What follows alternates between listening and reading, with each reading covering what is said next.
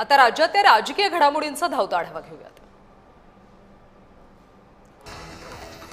मी शिवसेनेच्या स्थापनेपासून सदस्य आहे, पक्षात कोणतीही नाराजी नाही असं स्पष्टीकरण खासदार संजय राऊत यांनी दिले। तसंच सर्वपक्षीय बैठकीला काहीच अर्थ नव्हता असं देखील राऊतांनी म्हटलंय।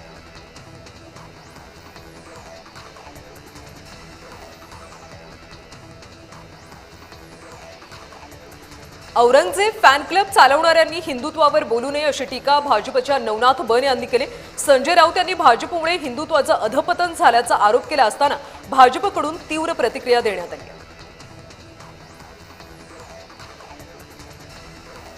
राज्यात एलपीजी आणि डिझेल पेट्रोलचा तुटवडा आहे, ही स्थिती कुठेही लपून राहिलेली नाही अशी टीका काँग्रेस नेते विजय वडेट्टीवार यांनी केली।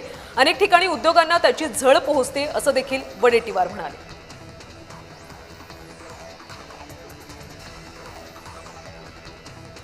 खरातला दिलेल्या पाण्याच्या जोडणीवरून शिवसेनेच्या शीतल म्हात्रे यांनी मोठे आरोप केलेत।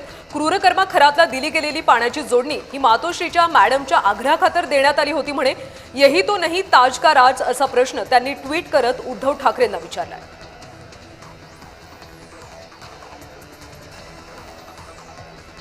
ठाकरे गटाकडून भव्य रोजगार मेळाव्याचं आयोजन करण्यात आलेलं आहे।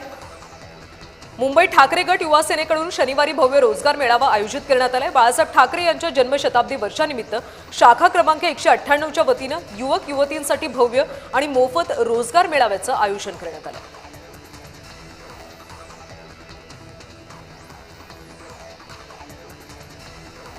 राजू शेट्टी यांनी सरकारवर टीका केली। कोकणातल्या आंबा काजू उत्पादक शेतकऱ्यांना सरकारनं तुटपुंजी मदत जाहीर करून शेतकऱ्यांच्या जखमेवर मीठ चोळण्याचा प्रयत्न केला असं म्हणत शेतकरी नेते राजू शेट्टी यांनी टीका केली। यावेळी शेट्टींनी सिंधुदुर्गचे पालकमंत्री नितेश राणे यांच्यावर सुद्धा सडकून टीका केली आहे।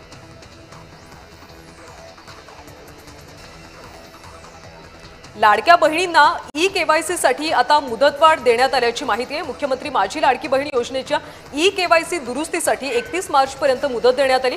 पात्र महिलांनी तातडीने प्रक्रिया पूर्ण करण्याचं आवाहन प्रशासनाने केले।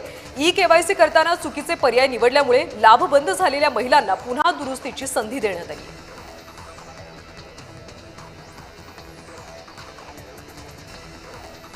सरकार आणि प्रशासनाचं नियोजन नसल्याचं वानखेडे यांनी म्हटल्याचं पाहायला मिळतं। अमरावतीमध्ये वानखेडे यांनी हे वक्तव्य केले। पेट्रोल डिझेल गॅस सिलेंडरच्या तुटवड्यावरून खासदार बळवंत वानखेडे यांनी टीका केली। सरकार आणि प्रशासनाचं कसलंही नियोजन नाही असं त्यांनी म्हटलंय।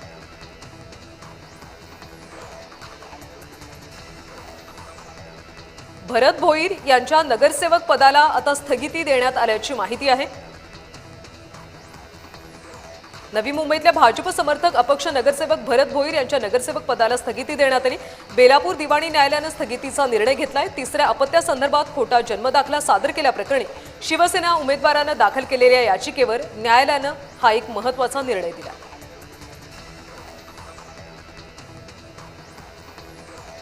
शिक्षक भरती प्रक्रिया 2 महिन्यात पूर्ण करण्याचे निर्देश आता देण्यात आलेले आहेत। शिक्षक भरती प्रक्रिया गेल्या अनेक महिन्यांपासून रखडली होती आणि 2 महिन्यात नवीन शिक्षक भरती पूर्ण होईल अशी माहिती शालेय शिक्षण मंत्री दादा भुसे यांनी दिली। या भरतीमध्ये कला आणि क्रीडा विषयांच्या शिक्षकांची पदं सुद्धा भरली जाणार आहेत।